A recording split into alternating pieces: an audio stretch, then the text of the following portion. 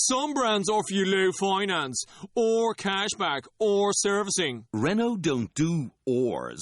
We do ands. The Renault Kadjar with 1.91% APR and €1,000 cashback and 3 years servicing, saving you thousands. Renault, the brand with the ands. Visit your local Renault dealer. Finance is made under a hire purchase agreement. Terms and conditions apply. Deposit required subject to lending criteria. See Renault.ie. For an entire generation, people have experienced Star Wars the only way it's been possible, on the TV screen. But if you've only seen it this way, you haven't seen it at all. This is the podcast you're looking for. We've been waiting for you. Welcome to Coffee with Kenobi. Here are your hosts, Dan Z and Corey Clubb. Hello, this is Dan Z, and welcome to show number 3 of Coffee with Kenobi, a brand new Star Wars podcast that analyzes our favorite saga in a whole new way. With me is my good friend and co-host, Corey Clubb. Hello, everybody. It is awesome to be here with you for show number 3. You've probably noticed our big push to raise awareness of our show, and we're grateful for everyone's support. We're especially grateful for Ed Dahlsta and IndieCast for a big plug we received on episode 167 of the IndieCast. Awesome! Plus, on Facebook, fan page Star Wars Fans of EU and the Bearded Trio really went above and beyond as well. Thanks to them for their tireless efforts to bring awareness to our Facebook page, website, and the show in general. Rob from the Bearded Trio even featured us on his Facebook page. We are so grateful. We could not do this without everyone's support, and we thank you very much. In today's show, we look at news regarding J.J. Abrams and news on filming Episode 7, E3, a blog from collector extraordinaire Steve Sansweet. Finally, we will address our topic for today's discussion, your opinions on the Jedi Order and attachments. We have a great discussion for you, and we want to thank everybody for their thoughts, comments, and emails. This is a conversation not to be missed. We will also introduce our topic for show number 4, as well as discuss our very first contest, where the winner will receive a Coffee with Kenobi t-shirt. And now, let's see what's brewing in the Star Wars universe this week. Oh, wait. This is interesting. You found something. On our first news story, I'm sure you've already heard about this, Corey, and it's been circulating on the web for a while, but J.J. Abrams has been talking a little bit about his ongoing plans for Episode 7, and of course, he's not really revealing a heck of a lot, which is his MO, but he has given us some interesting information. Did you notice any of that? I did, and he's moving to London by the end of the year to do some shooting in their studios over there. He had said, I quote, "It is so massive and so important to people. I think the key is to moving forward on something like this and is honoring but not reverting back to what came before."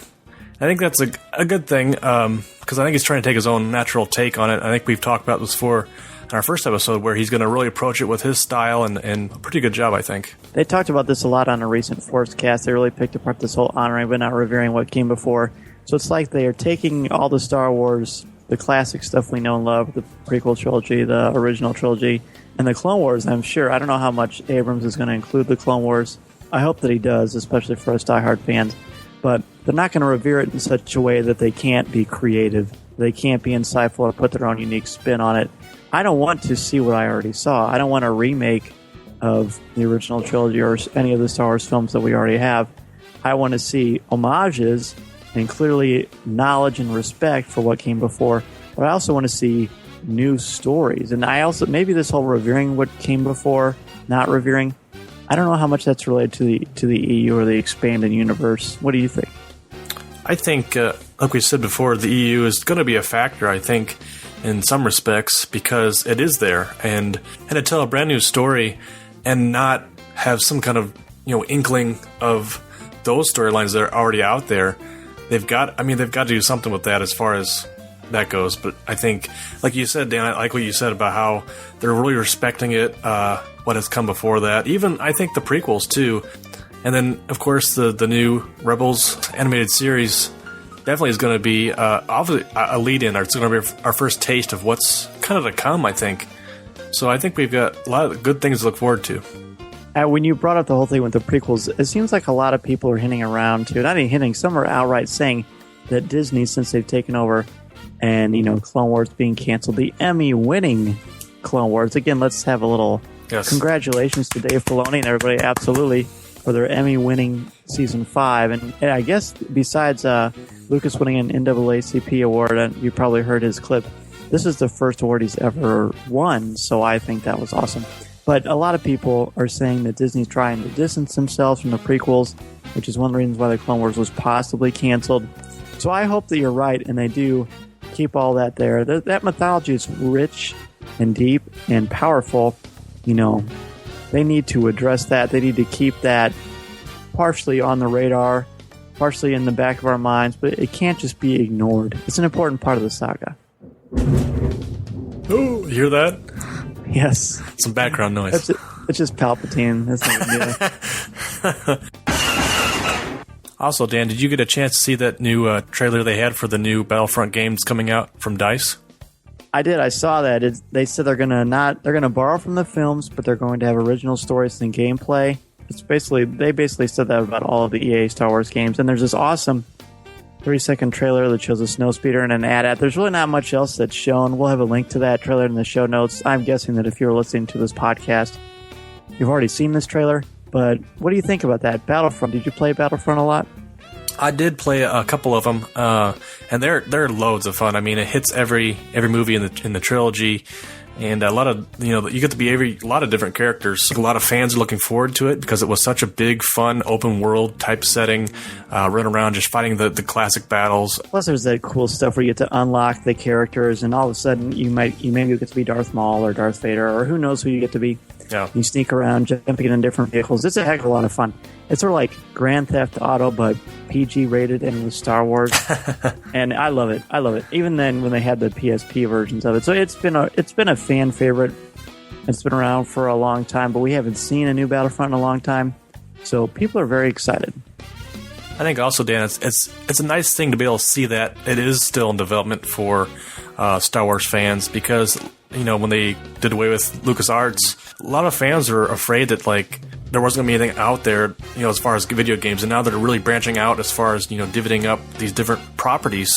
Some of the games that are out there, like Battlefront, and I think it was Level 13 is still kind of in development. They're really kind of come back around, and hopefully this is actually good news for video game fans. Our next item we wanted to talk about was Steve Sansweet had this post on the official Star Wars blog, and this has been making the podcast and the internet. That park in Northern California that has those life-size statues of Yoda and of Indiana Jones. They're awesome looking. Have you seen the images? I did. They look great. They look absolutely wonderful. Nice art craftsmanship. They went to great lengths to get these done, and they just revealed them, and they look fantastic. And Lucas, he contributed a lot of this. He tore down some buildings and helped with making this park come to fruition. And I heard on the IndieCast that the Indiana Jones statue is over 6 feet tall. And so it's life-size to Ford, and then the Yoda one is over 2 feet tall. That would be it. I think that's the thing where you and I need to make a trek. Go down there, go to Rancho Obi-Wan, and hey, we'll go by Disneyland and ride Star Tours. That'll be awesome. Sounds good. And then, talking about George Lucas, he recently got married. And congrats to George. Absolutely. And we are support, and congratulations go out to them. Yeah, and actually there were some beautiful photos of he and his bride. She's a Chicago gal, which we like that, being located in Illinois ourselves. Yes, definitely. Congratulations to George Lucas and his bride. For our next story, is the fact that there are no stories at all when it comes to Episode 7. However, that has not stopped the internet from going insane. Rumors are fun. They're fun to listen to, fun to read about, but, it's not a true fact. And if we're going to hear something from Disney or from, StarWars.com officially, I'll take that, talk about that, and use that for newsworthy stuff. But, as far as rumors go, the internet's so full of stuff, and it's almost a drag just to be able to pick through it all. You said the internet is full of stuff. It's full of something, all right? I hate these rumors. I find them really annoying. There's some pops that it's going to be in Episode 7. Those two bozos from Twilight are going to be in Episode 7, blah, blah, blah. I think it's all garbage. Please, stop. Go away. As Dave Filoni said in a recent Rebel Force Radio interview, look, they're not purposely torturing us by not giving us information.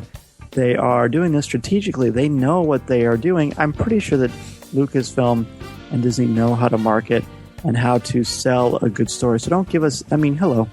How do you open your Christmas presents on the 4th of July when Celebration Europe 2 comes out, when Comic-Con comes out, when the D23 Expo comes out in August, that's when we're going to get our information. That's when we get our news. We're going to learn about Star Wars Rebels. We're going to learn about Episode 7, which is still 2 years away. Now, I wouldn't mind hearing some information now and then, but I have a feeling that when it comes, we'll have plenty to talk about, plenty to blog about, plenty to podcast about. When you see these rumors, please take them with a grain of salt. At Coffee with Kenobi, they're dead to us. Am I right? Absolutely.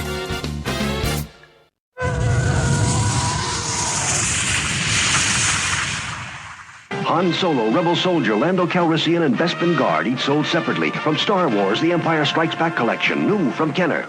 Looking? Found someone you have, I would say, Your lightsabers will make a fine addition to my collection. In collector news this week, we have a couple of different things we found that were pretty entertaining. The first thing that I noticed, it just came out today, the San Diego Comic-Con exclusive is the Yak Face figure. This is tied into the Gentle Giant 12-inch Kenner figures. They're really, really cool looking. It's when you're talking about Kenner, you're talking about the origins of Star Wars and the Star Wars collectibles and the frenzy that caused. I can remember going to Penny's and Sears and Toys R Us and everything and seeing all those, and when they're wearing their capes, it's like that kind of plastic thing before they went to the cloth, and so cool. So check out the link in our show notes for what those 12-inch Kenner action figures look like. They're pretty fun. And I don't know about you, Dan, but I was a big Lego fan when I was a kid, and Lego has done a wonderful job of the Star Wars franchise and coming out with wonderful sets, wonderful characters, a couple animated releases. Video games obviously are huge. And the next set is the Ewok Village Lego set, and it's massive. It's huge. It's got all the characters, Wicket and C-3PO and all those characters in that scene, and it looks great. And I know my kids love playing with those Legos for hours and stuff, but it's a nice addition to the Star Wars universe. And weren't you telling me that there have been many a nights with your children where you've been walking around and tell the people that story?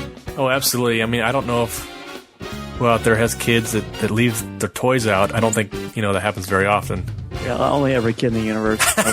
Only any kid in the universe, and anybody out there knows that you're getting up in the middle of the night to go to the bathroom or check on something or hear a noise or but you're walking through the living room and all of a sudden your foot just is crushed. Well, I shouldn't say crushed. Why not?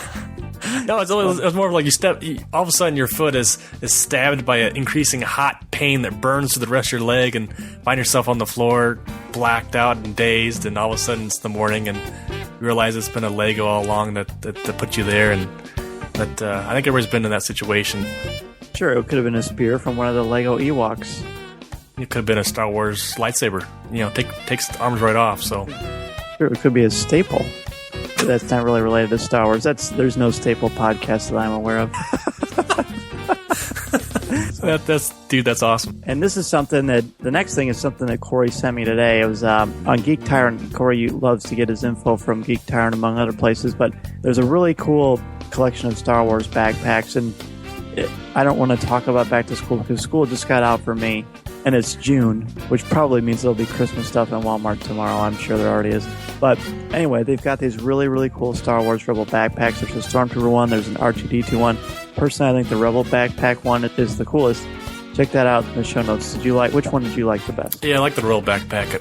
It looks really nice. It looks really dirtied up and kind of like it's been used. And the orange is a great color orange, too. So yeah, it's like you'd see it in the Moon of Yavin on the Rebel base there. Oh, yeah. I can see it hiking through the woods. Absolutely. And finally, I was looking around there's a website, thingsfromanotherworld.com, where I get a lot of comics and things, and they have collectibles and action figures. But I was scrolling through Star Wars, seeing what they had, and they had a really cute Tauntaun plush. Believe it or not, I'm not normally into plushes, but I've recently been blessed with the birth of Mason Michael Zehr, so I had to order him a Tauntaun plush. They also have a Rancor. They have Wampa. I can't remember what else they have, but go ahead and check the link in the show notes for that as well. And I want to say, Dan, maybe it's quite a few years ago that when Beanie Babies were big, there was, I want to say that, I can't think of the company, but they had produced, it was Star Wars Beanie Babies or something like that. That's what it reminds me of. There was a Wampa, I think, and a Tauntaun. I could be mistaken. So I think I remember I had a Chewie and a Wampa, and there was a Yoda, I think, too. Seriously, I don't know. Was it the actual Thai company that does the Beanie Baby? I think it was the Thai company. Sort of a rip-off, probably. Maybe a rip-off. Don't quote me on this. Tune in each fortnight to the IndieCast, the world's #1 Indiana Jones fan podcast. Trust me. Featuring the latest news, reviews, and interviews with on-screen and behind-the-scenes talent who help bring to life the greatest adventure movie series ever made. Each episode has the latest from the world of Indiana Jones, as well as interactive segments, trivia, contests, and specials, including radio dramas and music retrospectives. The IndieCast. It's a transmitter. It's a radio for speaking to God. Available in iTunes or listen directly at theindycast.com. If adventure has a name, it must be the IndieCast.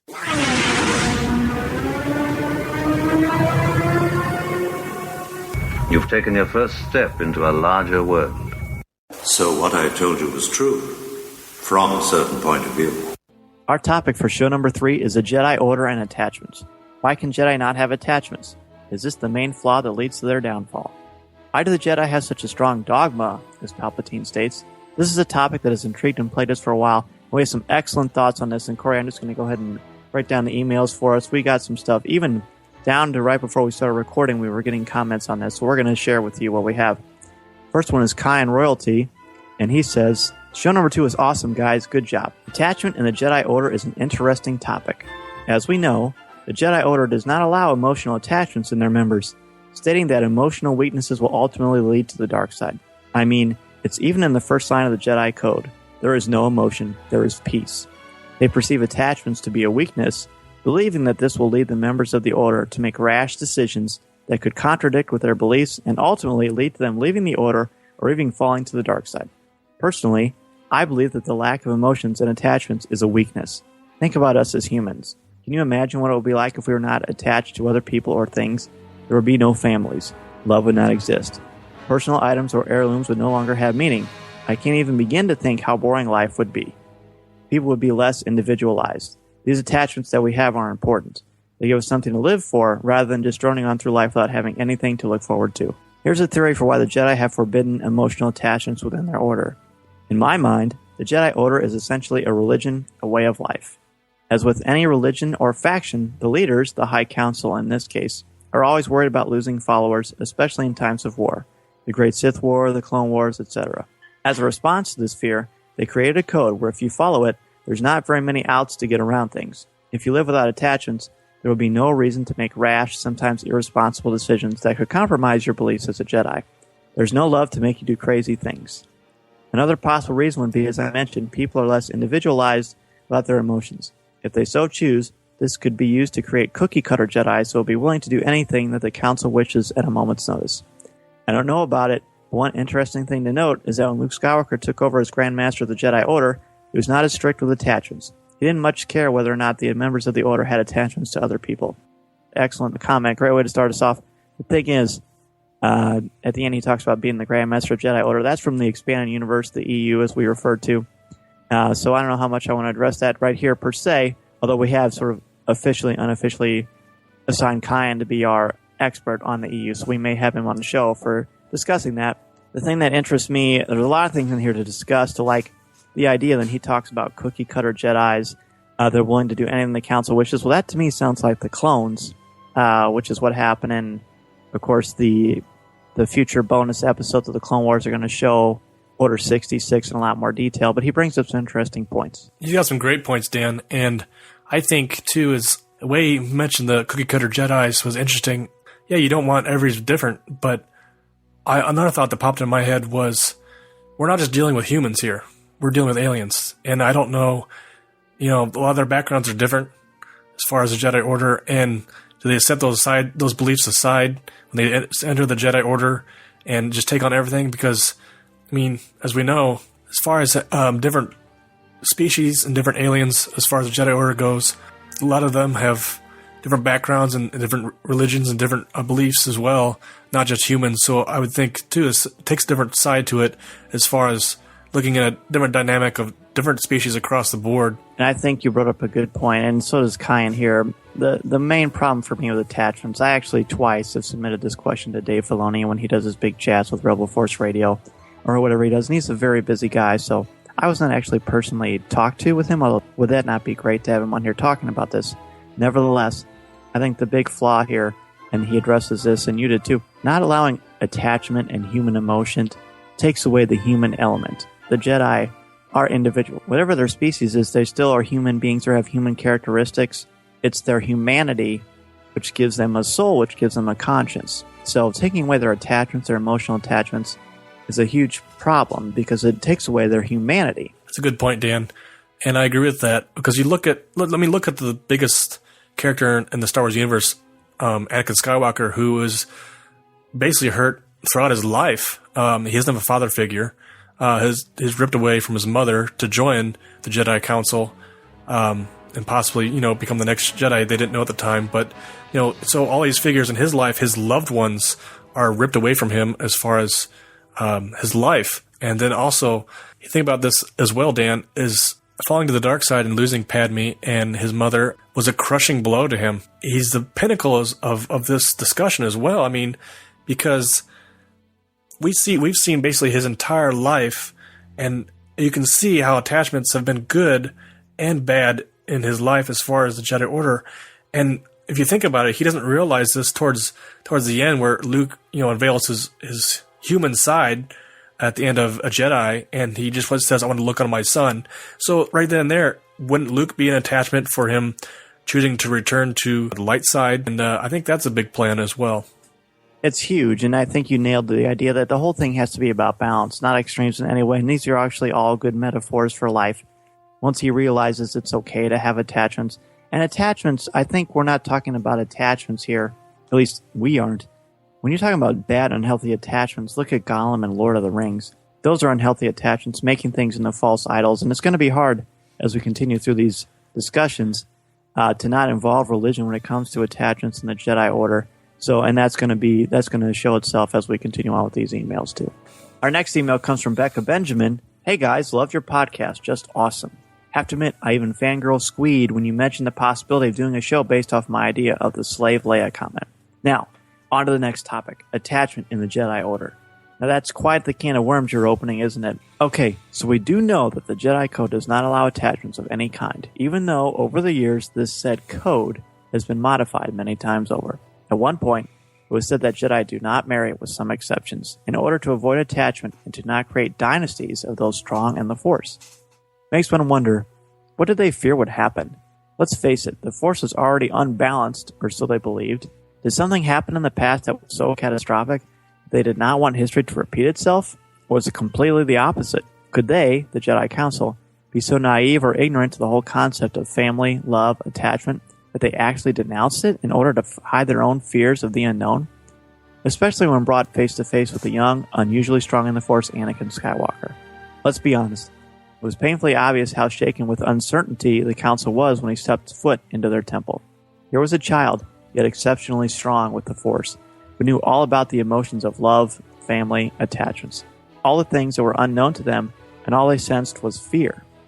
Fear they blamed on Anakin due to leaving his mother behind, but maybe they used that to cover up their own fear of this unknown virgins in the Force. Honestly, I think they could have learned a lot from Anakin if they'd have just given him a chance and made him feel more welcome than a problem.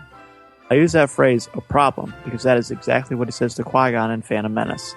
Furthermore, if they could have just listened to him more, made him feel comfortable enough to talk about his feelings to alleviate his conflicting emotions, things may have worked out differently. Then again, we wouldn't have much to discuss, would we? As a powerful senator once said, this war represents a failure to listen. This could be said about the Jedi Order, as well, especially where attachments and the ability to change are concerned. Keep up the great work. Can't wait for the next show. Well, thank you, Becca. As always, bringing up some very intriguing things about attachments in the Jedi Order. She's got a lot to say there, and she brings up some awesome ideas, and especially some awesome thoughts as far as this discussion goes. And I like the way that she talked about how the Jedi Order, when they first met Anakin for the first time, they both kind of took a a breath of like, oh, what's this going to be? What's going to happen? Who's this child? And to go from there as far as, they did deny him as far as training goes. And because they were, like I said, they were unsure. They had a fear of what may come out of it. And also, when you think about this whole fear thing, if they really are governing their doctrine, their mandates on fear, then they're no better than the Sith, are they? Because they're worried about the unknown. They're worried about these attachments. And I know I've heard before this idea of there being too many strong virginces in the Force in these dynasties. But again, if you're Jedi and your job is to help and protect, not to fight wars, then why should you worry about people bonding and having strong attachments to one another? Doesn't that create strength? And this is where I wanted to bring up the idea of attachments in real life. You and I are married. We have children. Our attachments to our family make us strong. Love is what makes us strong. Really, this attachment, Yoda is concerned in Empire Strikes Back that Luke is going to run off and face his emotions. It seems more like this is more of a problem with linguistics. Because attachment in itself isn't a problem. It's obsession or making something into a false idol or getting confused about what's important in your life and not having balance in your life. That's a problem. That can cause you to be reckless and fight rather than defend and to protect. So it seems like more like they needed a better attorney to sort of write their Jedi codes for them or something, because attachment, is that really the problem? I agree, Dan. I don't know if that's the problem or not, and you bring up some great points on, our own lives as people in general. We love one another as far as human beings, and that does turn every different day and every different hour of the day what decision we're going to make, be it good or bad, and that happens with everybody. That's also come up with the Sith as well, Dan. They've also had attachments as well as far as lovers or loved ones, children, and obviously that tweaks their thinking and their decisions as well. And it isn't until the end, I think, of Return of the Jedi when Yoda says you must confront Vader. But I think Obi-Wan says that you have to kill Darth Vader, doesn't he? It's interesting because you think about it, he says that he has to confront his fear. Where if you think about her email, she discusses how possibly the Jedi Order was running from their fear, and Luke is almost turning the tide as far as the Jedis go. He's going to confront Vader at the end of Jedi, confronting his fear of his father. At the end of Return of the Jedi, in the middle, Yoda says you have to confront Vader, and he does have to confront Vader, but it's this whole thing where everyone finally realizes that Luke's strength is that he has these attachments. He has these family members, these loved ones that make him who he is. When you're talking about the core of evil, and I'm no psychologist, but I do know something about the fact that in literature, or in all things, evil wants to separate you and keep you to be solo. The Sith, they have the rule of two that we talked about with Darth Bane in Episode 3 novelization. So the Sith want you to be a solo artist, to be by yourself. Whereas the Jedi, as an order, they function as a family, even though they may not always acknowledge it, but they still care about each other. They don't want anyone to be hurt. They can't help but want to avenge those who have fallen. So it's only natural, I think, this whole idea of attachments should be thought of as a good thing, because the Sith do the opposite. I think also, Dan, that the Jedi, obviously, they have Padawans, and they build a relationship off one another. And we look at Anakin, we look at Ben Kenobi, and we see their relationship as friends, as brothers. Or you cannot not tell me that that's not an attachment right there. Exactly. And actually that leads to a really quick blurb. Normally we don't read these tweets on the air, but Star Wars fans of EU, they have been amazing at getting our Facebook page with a lot more likes and bringing attention to us, and we really appreciate them again. But it was tweeted to us through Star Wars fans of the EU. They put, I'm not with the whole no marriage rule. All the Jedi and Luke's group are fine with it, and many Jedi from the past were. And again, this is more expanded universe stuff. I'm more of a canon guy, but that's fine. I mean, there's a good point there. It's, again, attachment through marriage. That's a good, healthy thing. Having attachment to your children and your friends, that makes you a more full person. The Sith want to alienate that. So the fact that the Jedi see this as a weakness or something that can lead to fear or the downfall, it's almost like they're afraid of if you get too emotional and become an evil maniac. And obviously Anakin fulfills that, but is it more of a self-fulfilling prophecy, or is that just kind of a bad example? I think, Dan, that's a great discussion for a possible another show topic that we are thinking about is it fulfilling a prophecy? And even we talked about this off the air, I think, a little bit too, is Palpatine's, his actions leading up to that as well. What's his end means? What's his end game as far as creating Darth Vader? Is it to bring balance to the Force of some sort? Good point. And probably for him, he just cares about control, which is, again, this whole not having attachment, that's about control too. So I want to go on to Austin Page's email. Austin Page is another former student of mine, and we were very excited to hear from you, Austin. And here's what he writes. If this makes it to the podcast, thanks a bunch to you both. In regards to attachments, here we go. Anakin's path towards the dark side was partially due to his love for his wife and wanting to save her from certain death. One can sympathize. Death is a frightening enigma. Being afraid to lose his love is understandable, especially Padme. She was there for him when he lost his mother. She's been there since the beginning of the subtle darkness that brewed in him early as a kid. A large factor in Anakin's fall was the puppet master Darth Sidious. Anakin had Obi-Wan and Yoda to come to for guidance, as he did in Episode 3, but Sidious, who reminds me of Wormtongue in The Lord of the Rings, uses his skills and persuasion that he's honed over the years coming from a political family. Just like Harvey Dent, Anakin was one of the best of them, and he was broken down and twisted into a corrupted version of their former self, becoming more machine now than man. The factor in here that can be removed by the Jedi Order is the idea of attachments, and that's what they proceed to do. There are exceptions made for specific examples in the history of the Order, but this is something in their grasp that they can dissolve as a problem. Jedi Code takes away something that is held in its high regard. It's free will. It's simple psychology to want something that has been taken away from you. This is more so for Anakin since he was an older child, not following the traditions of being brought into the Order at a toddler stage of life. As Anakin once said, Jedi are encouraged to love and feel compassion. I'm not sure on the love aspect. He could have been slightly manipulating his wife at the time, but compassion is an emotion that gives us drive. It gives us motivation to strive for our goals, especially those that seem figuratively out of reach. Anakin was more than a Jedi. He was human, and took that path that most people take, a path we can relate to, the hard part.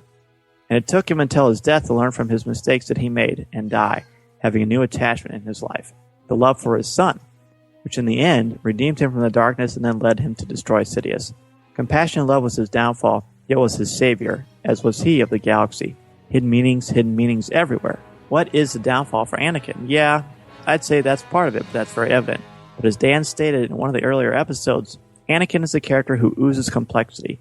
We can't hit the nail on the head with just one reason. In entirety, attachments play a huge factor in his life.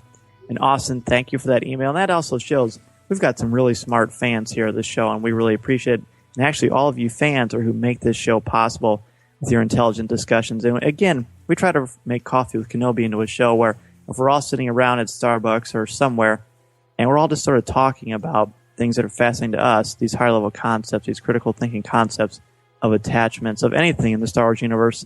And so there's a lot there to digest. I agree, Dan, that there was a lot there, and like you said, you took the words right out of my mouth. We got some great fans that have got some great ideas, and like they couldn't say it better than me. He's got some good things as far as Anakin goes. Anakin himself, he's almost an enigma as far as his drive and like he said, his emotions. He's got a great point about Anakin and his compassion as far as making that his drive. Sidious did, curb that into his own, for his own use. But I think even still, it was such a huge thing, and compassion is huge with love and with friendships, and that does drive us on a daily basis. Austin also, I like that he brings up the fact of Obi-Wan's line, he's more machine now than man, twisted and evil. I think this is the thing about attachments that for some reason the Jedi don't see. It always drove me crazy because they're supposed to be so intelligent. When they take away the idea of attachments, we are human beings. If you have a toddler and you don't play with that toddler or touch that toddler or tell the toddler you love them, the baby will die. And that's just the reality of the situation. So taking away attachments from a human being makes them more machines or more like robots. So, and isn't it interesting that at the end of Return of the Jedi, Darth Vader becomes Anakin Skywalker again because he takes off the mask and he takes away that machine part and embraces his humanity. Once he embraces that humanity, embraces the attachments in his life, then he's able to become Anakin Skywalker and bring balance to the Force. You had a good point, Dan, and I think as far as loved ones go, you look at Padme at the end of Episode 3 where she dies not from the childbirth, but just from the loss of love and the loss of her loved ones, and then obviously Anakin turning to the dark side, and she knew that, and it just crushed her physically and emotionally. In essence, it's like she loses her attachment, wouldn't you say? Oh, that's a great point. Yes, exactly. And she's, grown up with the Jedis and known and taken from them as far as their beliefs, and she would know this, obviously. So yeah, that's a good point. That leads us to our next email. It is from Craig Dickinson. And Craig's someone that we found on Twitter. He was talking actually with Sam Witwer, which we are totally impressed with. And he was talking to Sam about Sam's amazing idea about the different order of showing the Star Wars films, which we could definitely talk about at some point. But here's what Craig writes. One of the things that was interesting to me about the prequels was that they continually showed the fallibility of the Order and its members, specifically the issue of attachment in regards to the Jedi. On the one hand, a lack of attachment allows the Jedi to put their mission first without having to worry about the safety or welfare of loved ones. This has much in common with the concept of superhero secret identities. If one has nothing to lose or nothing known, one cannot be as easily compromised by one's enemies.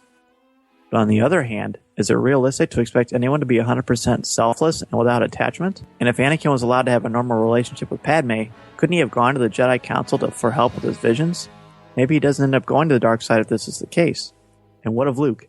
He and Leia wouldn't even exist if not for Anakin's attachment to Padme. Clearly, there are upsides to this attachment. Both Anakin and his son Luke struggle with this issue, probably due in no small part to their Jedi training starting so late in life.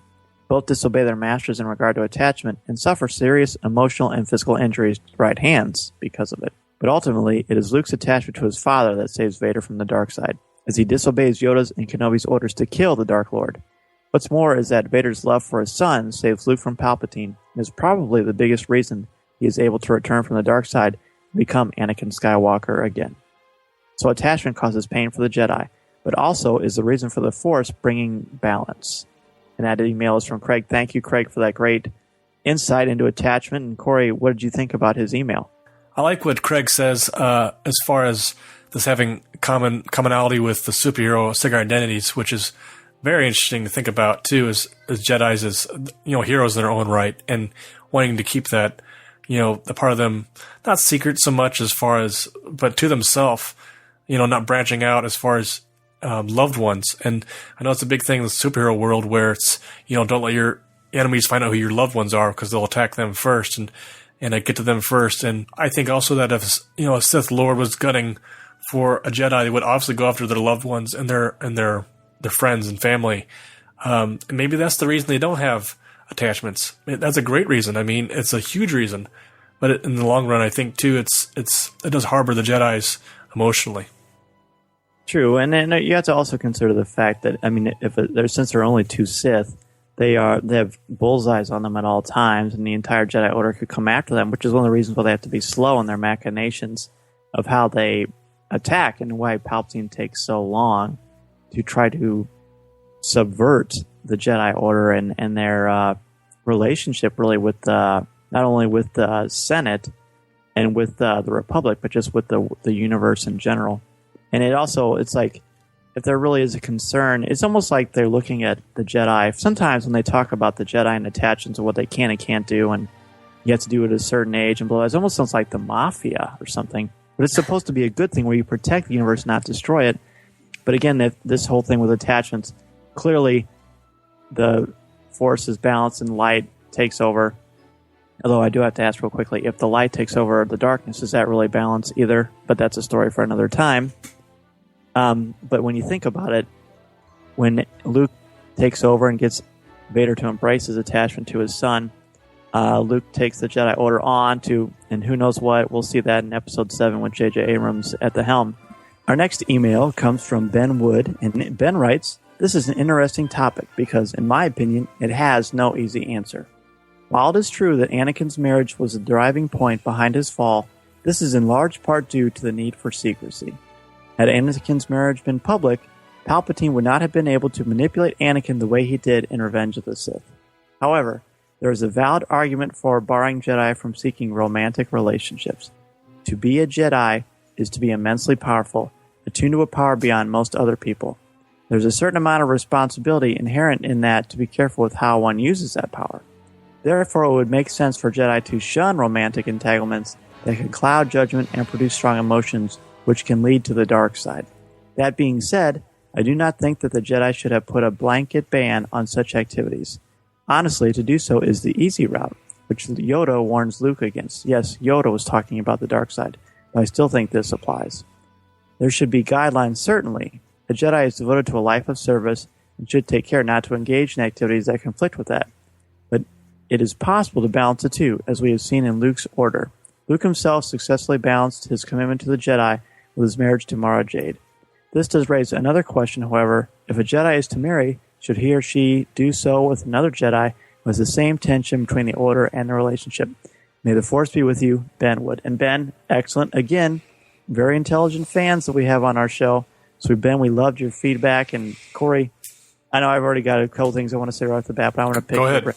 Sure? No, go ahead. Go ahead. Yeah, start it off. All right, well, for one thing, I don't know how much we've talked about this really before, but this whole thing about Anakin and his marriage being secret and balancing your emotions and all that, it almost sounds like sometimes the Jedi are supposed to be priests.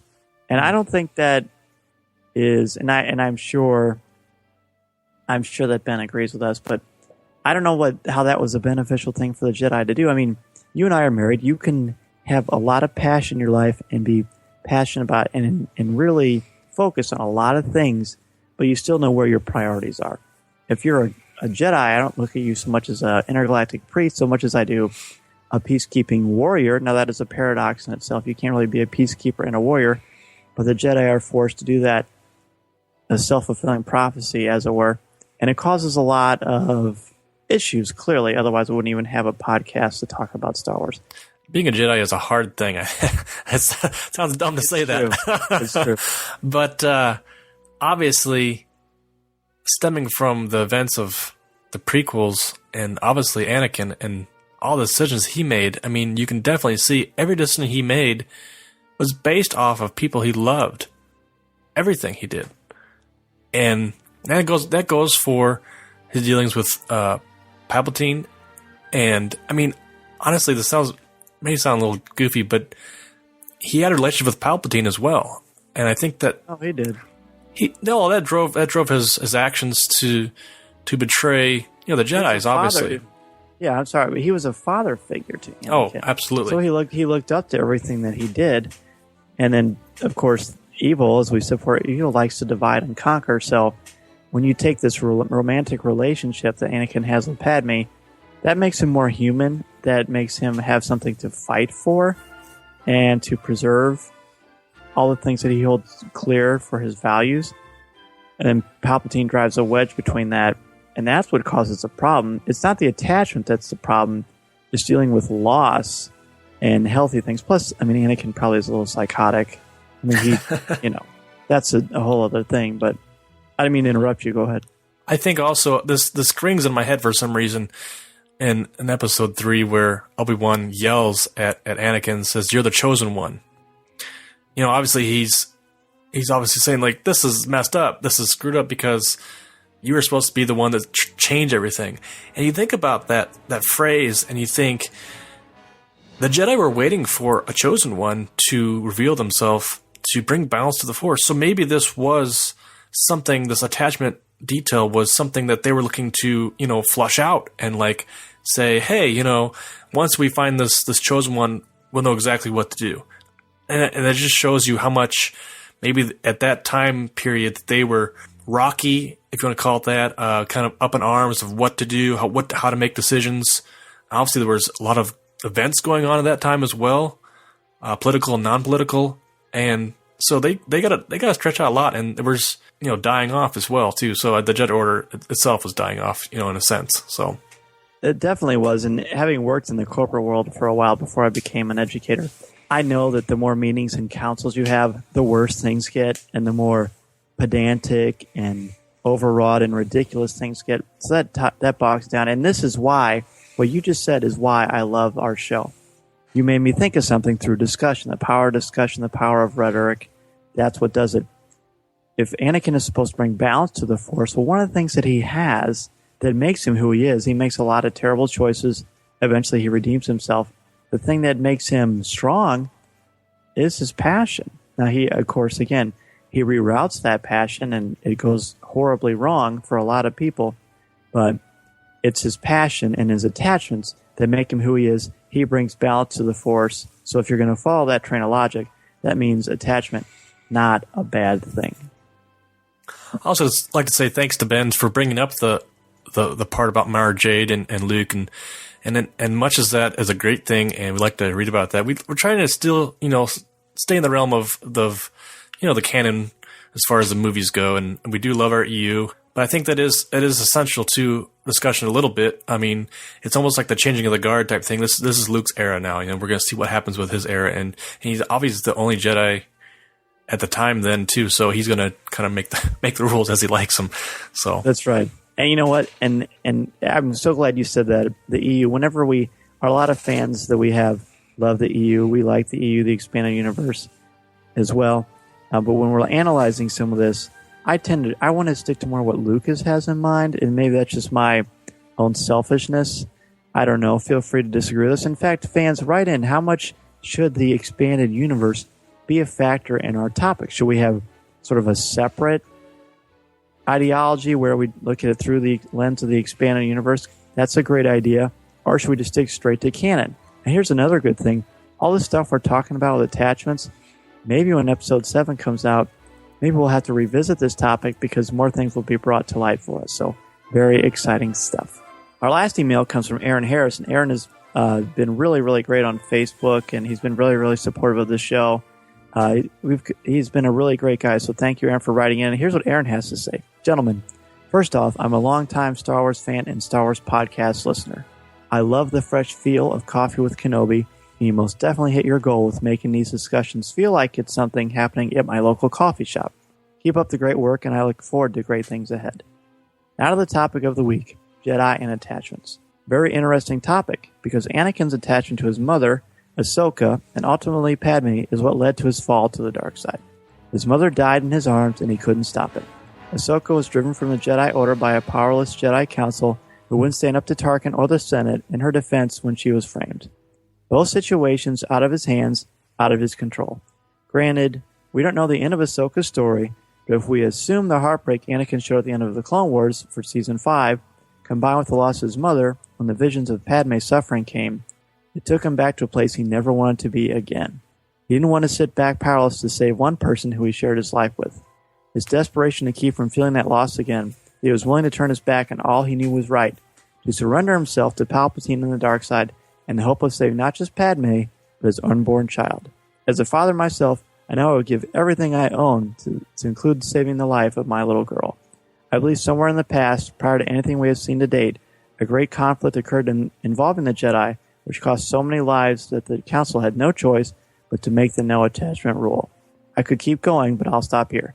Keep up the great job on the cast, and I can't wait to hear more. May the Force be with you, Aaron Harris. Well, thank you again, Aaron. He brings up some great stuff on the Clone Wars. We tend to think about just the, his mother dying in the prequels, and we forget about his other struggles as, his becoming a Jedi himself, a Jedi Master, and those upbringings and those learning everything from Obi-Wan. He did drive all his actions because of what happened to those he did love. Like we said before, it's obviously heartbreaking to see that. And like you said, well, like Aaron had said in the email, he didn't want to be in that place again.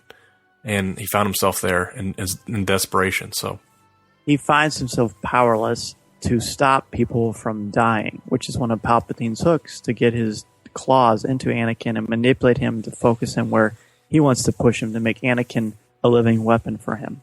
By the way, sorry that Corey hasn't seen all of Clone Wars, so I hope that didn't ruin Ahsoka. It really didn't. There's the build-up, the plot, all that stuff is really powerful. So hopefully that didn't. No, I will definitely finish the series out, and we are currently in season 2, and looking forward to the rest of the episodes coming out. Very good. Well, anyway, back to Aaron's email. I'm glad to hear that.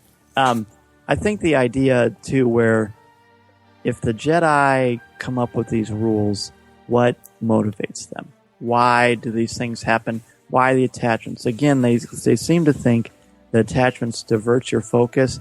That doesn't indicate to me a lot of faith in anybody. Why would there even be a Jedi Council? Why are there even Jedi Knights if they're living in fear? I thought fear lead to anger, anger lead to hate, and hate lead to suffering. That's not the Jedi code. That is the Sith code. So again, I think if we can summarize all of this information that we've seen on attachments, is that when you try to take the humanity out of the human, you get chaos, you get conflict, you get anger and hate, and you get the Sith. So this is something that needs to be revisited and mentioned and discussed quite a bit, because it really leads to where Anakin Skywalker goes and adds to what Luke Skywalker has to do to help bring balance to the Force with his father. That was the last discussion we had, the last email we had on attachments. They're all fantastic. Again, we have very intelligent, intellectual fans, and we love your feedback. You make the show possible. Corey, do you want to have any last-minute words on attachments before we move on to our topic for show number 4? Well, kind of what cements the two Jedi and the Sith, having such different attributes would be this attachment issue. Like you and I talked off air, and we talked about at the end of Jedi where Luke is fighting Vader, and the Emperor, says strike him down and kill him, and obviously wants to, Luke to take Vader's position. It just shows you how worthless the Emperor thought Vader was. He's just very expendable as far as his character and who he is, and it shows you. I really don't think a Jedi would do that in any sense. They want peace, they want togetherness as far as that goes, and I think that just draws a line as far as the light and the dark side, and it's a pinnacle as far as attachments go, and that's right up there as maybe one of the biggest struggles either side has, and really, really makes that individual lean either way. And this is something that hopefully we'll see come to fruition as more Clone Wars information comes out. But I almost feel like when Ahsoka becomes Anakin's Padawan, that is something else that the Emperor can use to try to subvert him through subterfuge, really, to try to get him to struggle with that human side that the Jedi seem to intent on sort of beating out of him, and allows him to have someone more to be emotional about. I mean, Shmi, he loses Padme, although I don't know how much he loses Padme so much as he drives her away, but that becomes a self-fulfilling psychological prophecy. Again, this saga is rich in its complexity, and I hope that through our Coffee with Kenobi discussions, through the show and through our webpage and Facebook and Twitter, that people can see that there's a lot we can perpetuate through the saga. There is so much more than what is on the surface, and that's why we love the Star Wars universe so much. My Jedi training didn't prepare me for this. Our topic for show number 4 involves the role of female characters throughout the Star Wars saga. This was inspired by an email from Melinda, which we'll get to very soon, but we want to talk about Princess Leia, Padme, and Shmi, Mon Mothma, Aurra Singh, Aayla Secura, Ahsoka, etc. Exactly, Dan. Are the women portrayed on an equal playing field with the other males in the Star Wars universe? If so, what evidence can we provide from the films and or the Clone Wars? This isn't a question of if you like the characters, but more about their role in the galaxy. And please email and send us your information, your analysis of the role of female characters in the Star Wars universe. We will discuss them on show number 4. I like the sound of that.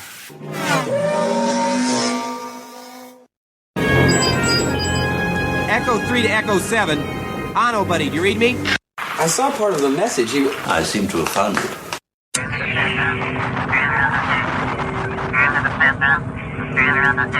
Our first email comes from Neil Baker. He says, show number 2 was jolly good. That's about as long as the podcast needs to be. You covered all the bases, and I didn't tune out. My quick 2 cents worth. I have every faith in JJ to do a great job with episode 7, given his love for the OT and his directing skills, and the fact that a decent screenwriter is tackling the story, instead of a vastly overrated Lindoff and the other two who turned in such a lousy script for Star Trek Into Darkness. Can only bode well for the future of the saga. I just hope that Abrams puts the camera on the tripod, no handheld in the Star Wars universe. Well, thank you, Neil. Again, our GHG friend. We love hearing from Neil. And Neil, I'm glad that you're supporting the show. I'm glad you didn't tune out. I wouldn't think you would. Hopefully we can have Neil as a guest. I was fortunate enough to meet Neil in Chicago, and he is a very witty gentleman, so we like that. Interesting your comments on the no camera on a tripod. I know Neil is actually a filmmaker. I don't really know a lot about camera work in film.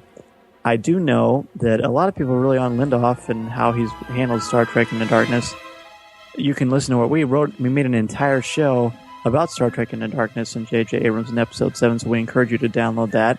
I appreciate Neil writing in and telling us what he thinks about each and every episode, because, like he said, we do have a Star Trek Into Darkness overview and review as far as it compares to what JJ might bring to the table for episode 7. Yes, absolutely. I look forward to what Abrams can do, and as far as the camera work goes, we'll just have to rely and see what he has up his sleeve. Our next email comes from Tommy Mack from GHG. his thoughts on the second podcast, and he writes, "The whole Disney controversy cracks me up. Fans that have done nothing but cry about George Lucas now wish he never sold Star Wars. Fans cried for decades until we got the prequels. Once we got them, what happened? The fans cried they sucked. Now all of a sudden, no one can do Star Wars but Lucas? Look, kids, it's simple. Either we resign ourselves to never having another Star Wars film, or we accept Lucas has moved on, embrace the change, and revel in the fact that we're getting new movies we never thought we'd ever get." And I agree with Dan. Star Wars is family fare. Something for everyone, and an R-rated Star Wars film would not be appropriate. Well, Tommy pretty much echoed everything I said before, and I love it. Tommy, of course, I completely agree with you, my friend. Absolutely, I agree as well. I'm just glad we're getting a bunch of brand new movies and merchandise and all kinds of new stuff, and it couldn't be said better. Our next email comes from Tyler Alexandra, a former pupil of mine. He says, got around to downloading and listening to number 1 and 2 podcasts in between my exams today. Amazing. I also heard something about the making of a new Knights of the Old Republic game. Possible discussion there because I haven't been able to find more than just the rumors. Can't wait to hear more. Been a lot of talk about possibly having DICE, the creators of the Battlefield franchise, doing Battlefront, which would be awesome because that is a very well put together franchise and have a lot of potential to do some serious good with a Battlefront style game. And Tyler, this is a perfectly timed email. We talked about the new Battlefront in our news topics for discussion earlier in the show. I haven't heard anything about a new Knights of the Old Republic game. I know that the Knights of the Old Republic game was released on the iPad a couple of weeks ago, the original one, and I know that's been very well received. Quite a few downloads on that one. Our next email comes from Austin Page, and his response to a Facebook discussion we had, and we definitely want to encourage people to go out there and check those out. He says, in response to, let's face it, the Force was already unbalanced, or so they believed. He says, I will have to bring up something that has always been controversial to me about this balancing metaphor we've all become so familiar with and have grown to quote in most simple Star Wars conversation. The Jedi Order's motivation has been said many a time to be the act of bringing balance to the Force, but isn't it already in balance? There has been 2 or more things being weighed for balance to occur. I always imagine an ancient Egyptian scale in my mind when I think over this. The dark side does end up completely being irradiated from known space, and the balance is out of whack. Obviously not from the perception from the Jedi, but perception is everything. Or if you refer to it to a certain point of view, go ahead. Obi-Wan would be proud. So to come full circle after my little rant, there needs to be a little dark side to balance out the light in the universe throughout this battle between light and dark. We have had order throughout chaos. In layman's terms, the constant fighting between the good guys and the bad guys keeps things balanced out. It's a simple look at things, but we have to step back and look at one side being good or bad, and let go of our fanboy or fangirl love for either side. If the dark side didn't exist, the Jedi wouldn't have anything to fight or defend society from. They wouldn't be considered the good guys, they would just be considered force wielders. Some sort of security force against a common evildoer, or whatever clever name they could use to label them. And all thanks to Becca, she sparked the controversial topic in my head. I recommend discussing that in the future for one of your guys' episodes. Love to hear what you guys think about all, and what you have to say. Look forward to the next show. Well, thank you, Austin. That was awesome. That's the kind of high-level thinking that I would expect from you, as I remember from our discussions of The Hobbit and Dracula, among other things. But the most interesting thing to me is this whole notion that he brings up of if the dark side didn't exist, the Jedi wouldn't have anything to fight or defend society from. They wouldn't be considered the good guys. They would just be considered force wielders, some sort of security force against the common evildoer. I don't know. This brings up the whole notion of what is good and what is evil, and how can we define that? To me, good or evil is purely not only what you do, but how you think about what you do. We know, what is your motivation? Someone who saves someone's life because they're saving a life versus someone who saves someone's life to try to get attention or glory doesn't actually have compassion for that person. This is a gigantic issue that you could talk about in a philosophical podcast. The idea of light versus dark, and do we need light and dark for balance? We do. He talks about the ancient Egyptian scale in his mind, which I think is a fascinating way to look at it.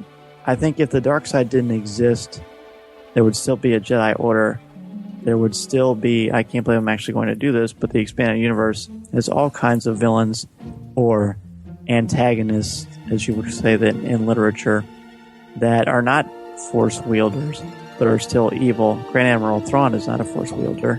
He's evil. There are plenty of examples of that. I think Austin brings up some great topics, and obviously a huge discussion as far as points of view, as far as the good and the bad in any case of it has to be there. It's almost how you balance life. There's always going to be good, there's always going to be bad, and to have either side be Force wielders or special abilities to be able to combat each other, you're going to have equal on both sides in some respects. So I think he brings us a lot of great topics that we can definitely discuss for future episodes.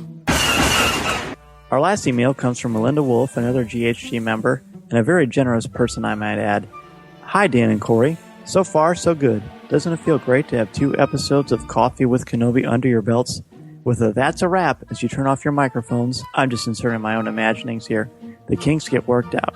Quite frankly, the kinks are more technical, and it looks like you guys are dealing with them as they arise. Here's my list of topic suggestions and questions you might want to address or cover in future episodes. Like Becca, I'm all for talking about the roles of female characters throughout the Star Wars saga. I applaud GL for creating such strong female characters like Princess Leia, Padme, and Shmi.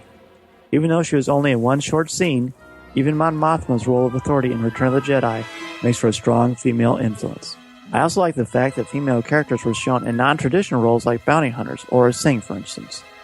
Female Jedi going into and leading their troops into battle is pivotal too, at least to me. It shows women are equal to their male counterparts, something we all need to remember. Even those of us whose favorite characters happen to be of the male persuasion, I make no secret of the fact that Luke is my favorite character, know the importance of the female characters in the Star Wars saga. This can be fused with the growth of female fandom in the Star Wars galaxy. We're a force to be reckoned with, and anybody who has ever been to at least one celebration knows the female fan base is huge. Another story idea is to talk about how your respective significant others deal with your penchant for Star Wars. Just how far does Star Wars permeate your lives? You have a room devoted to everything Star Wars? Like our home, is Star Wars a common feature as you move about from room to room? Dan, you've heard me talk about our Star Wars room, have you not? Of course, there needs to be balance. Do your family members revel in your use of Star Wars-isms, or do they just roll their eyes whenever you quote one of the characters or make a reference to the saga? And Dan, you in particular, you have a baby on the way. Do you intend to bring him or her up on Star Wars? I know I tried to help out in that matter, not that you needed any help, with the baby basket I sent you last month, and she did, by the way. I'm just inserting my comments here, but she sent a very generous gift, and it was awesome. Back to her email. How have you influenced those young people or children in your respective lives, passing along the torch, so to speak? Are either or both of you members of a Star Wars club like the Rebel Legion? If so, maybe you can talk a bit about that. What is it like to be part of such a group and some of the endeavors in which they have participated or have coming up?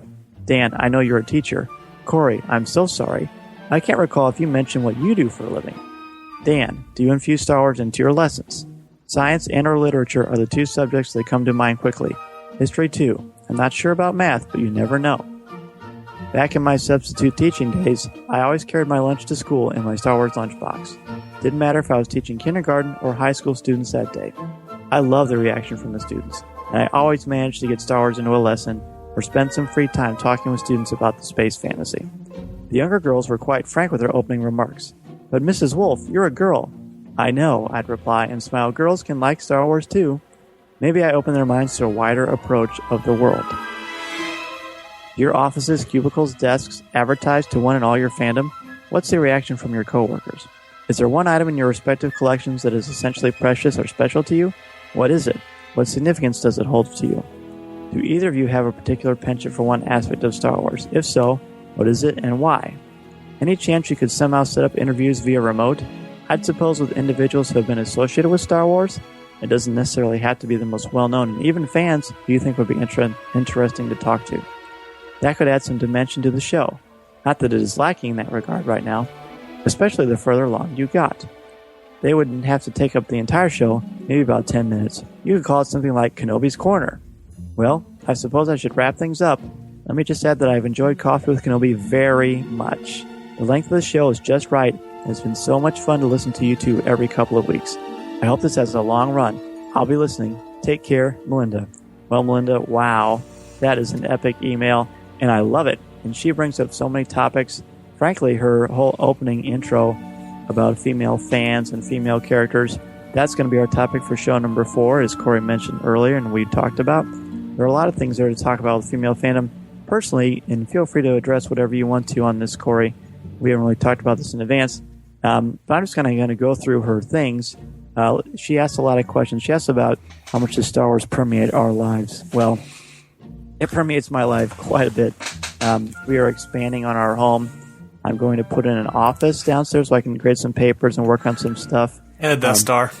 And a Death Star, but no big deal. But I'm going to avoid the whole thermal exhaust port because it doesn't need to be below the main port. I know. It shouldn't be there anyway, so go ahead. It's all good. So, just please edit out "it's all good." Seriously, dude, you love saying it's all good. I say that. You say it every episode. I do. You're right. I do. It's horrid. Do we have a room devoted to everything Star Wars? I'm going to. Personally, I have stuff from all over the place. I've moved around a lot. Gotten married recently to the love of my life, Tiana. And my office downstairs in our basement that we're adding on is going to be full of Star Wars stuff. It will be the new Coffee with Kenobi headquarters, I'm excited to say.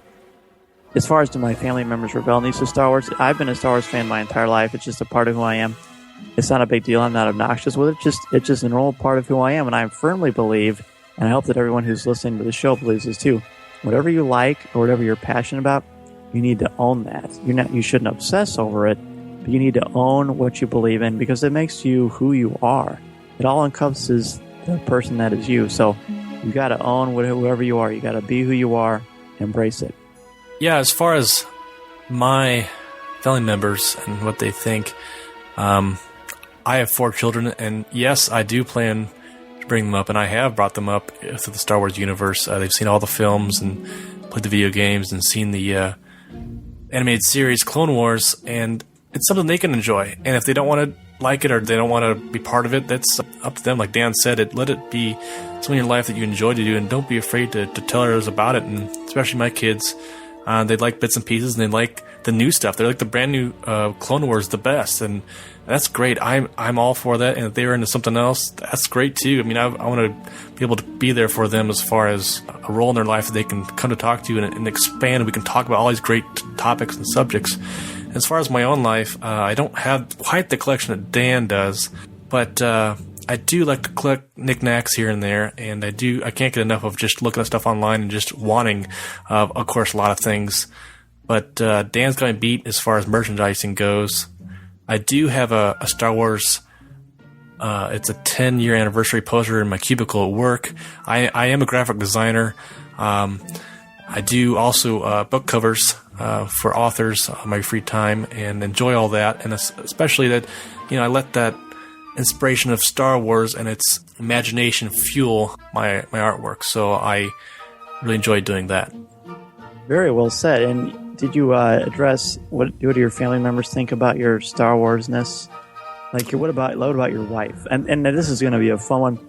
Corey and I have actually been talking about the fact that one show that we do, we want to have our wives on talking about what Star Wars is for them and how they kind of view Star Wars through our eyes and through their own eyes. I think that's going to be a very, very fun gender discussion.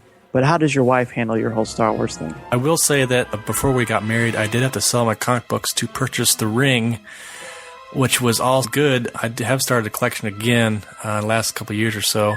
And she just kind of, tiptoes around it as far as, as long as I don't bring up these crazy topics with her, she's good to go. But I did, Dan, I will say, I did catch the other day drinking out of my Coffee with Kenobi coffee mug. And so I think she just wanted a little taste, if you will, as far as what we do. Ooh, that was punny. A little taste with the coffee mug. I like that. That was good.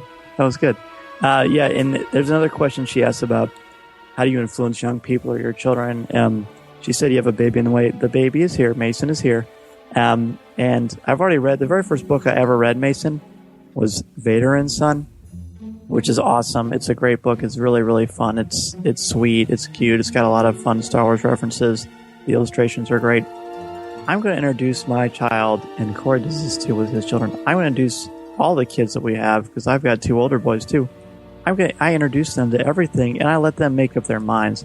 There's a great documentary by Chris Mock, The Force Among Us and The Force Within Us. Corey and I actually went to Chicago and saw the premiere of the sequel, The Force Within Us. And one of the sections of that film talks about different fathers and their sons. And some fathers really think it's important for them to like Star Wars, and some fathers think it's important but want them to make up their own minds. Corey and I are definitely in the camp where we want people to just kind of make up their mind on their own. Now, as far as I'm a teacher, do I infuse Star Wars into my lessons? I do. I talk about Star Wars all the time. I've got posters of Star Wars in my classroom. I am working up some lessons for next year using King Arthur and the mythology of King Arthur and tying that into A New Hope. I'm making that up this summer. I'm looking forward to that. Star Wars is just a part of who I am. It's a part of who Corey is. And it's fun. It's great. It reminds me of innocence. It reminds me of childhood. It reminds me of what's going on now. Corey mentioned earlier that his kids love the Clone Wars. It's just a great thing where generationally there are different aspects of the Star Wars universe that people love and gravitate towards, and it's phenomenal. Corey, she mentions that, is there an item in your collection that is special to you, and is there a certain aspect of Star Wars that you really particularly love? As far as my collection goes, like I said, I don't have that large of a collection to really piece out anything in particular. But as far as aspect of Star Wars, I love the imagination. I love the world that George Lucas brings us. And it's really generational as far as the characters, the storylines, the plots, the romance, the battle scenes, everything from, the downfall to the New Hope, the turn of the tide as far as good beating out evil. And I think it's just such a classic tale that is going to live on way past us, and certainly help with this new material that it does that as well, that my kids and grandkids will go on to enjoy it just as much as I have. For me, we talked about this. This is a good time to bring up the Bearded Trio again. We've talked about this website. Rob and everybody at the Bearded Trio have been wonderful to us, very supportive, very encouraging. They did their rapid-fire questions with both of us. They did mine last week and Corey's this week. And one of the things they ask is, there's something in your collection that's precious to you? What I put down, I have a lot of those Master Replica hilts. I have the Anakin one from Return of the Jedi. I have the Emperor's from Return of the Jedi, and I have Yoda's too. I love those. My favorite thing besides those is probably those Burger King Star Wars glasses that a lot of us grew up with. I love those things. I remember going through the drive-thru and my parents saying, "What do you want to eat?" "I want a Star Wars glass." "We know you want a Star Wars glass. What do you want to eat?" "I want a Star Wars glass." I was Stewie Griffin, apparently. So I love those things, and I have the old ones that I drank out of, and they're so faded, but I still love them. And then I ordered some from eBay a few years ago, and I have those in a hermetically sealed vault because I don't want anything to ruin them, because they're frozen in carbonite, right? Yes, they are. And they're alive and in perfect hibernation. The last thing she brings up is, are we interested in setting up interviews and remotes? We most certainly are interested in that. That's going to be a big part of our show. This is only show number 3. We did, if you count our Star Trek Into Darkness special, which we're very proud of. I hope you download that if you haven't heard it already. If you count that show, this is our 4th show. We have a lot of people that we want to interview. We have a lot of surprises. And yes, Melinda, we want to interview the fans. You guys are a significant, important, integral part of this show. It's something I talked about on the Cantina Crew. So the Cantina Crew is a great website. They were asking for bloggers. I applied, if you want to say that. I offered to do that, and they graciously accepted. So I've had a lot of fun with them. They are great guys over there, great guys and girls over there. And my most recent post was all about our show and how we want to have everybody contribute. So at some points, people who are a lot of fun or a great sense of humor and really get our show, get what the Star Wars saga is all about and how much we love it, we're going to want you to be a part of the show with us. So that is going to happen. And we don't have a specific time frame in mind. We're both very busy family men with a lot of children, a lot of things going on, but we most definitely want to make that happen.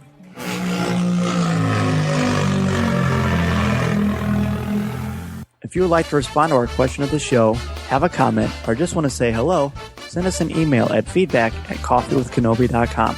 Or if you have a specific question or comment for either of us individually, email us at danz@coffeewithkenobi.com or coreec@coffeewithkenobi.com or visit us at coffeewithkenobi.com and click on the comments section.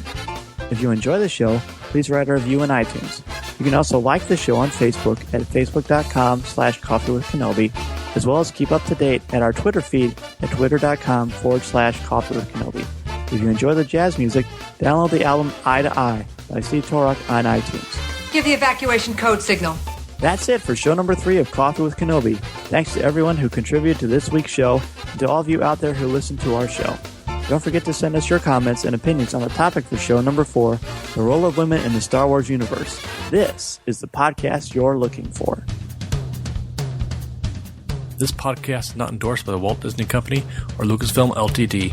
and is intended for entertainment and informational purposes only. The official Star Wars website can be found at starwars.com. Star Wars, all names and sounds and any other Star Wars related items are registered trademarks and or copyrights of Disney and their respective trademark and copyright holders. All original content of this podcast is the intellectual property of Coffee with Kenobi unless otherwise indicated. There's no one here. Move along. Move along.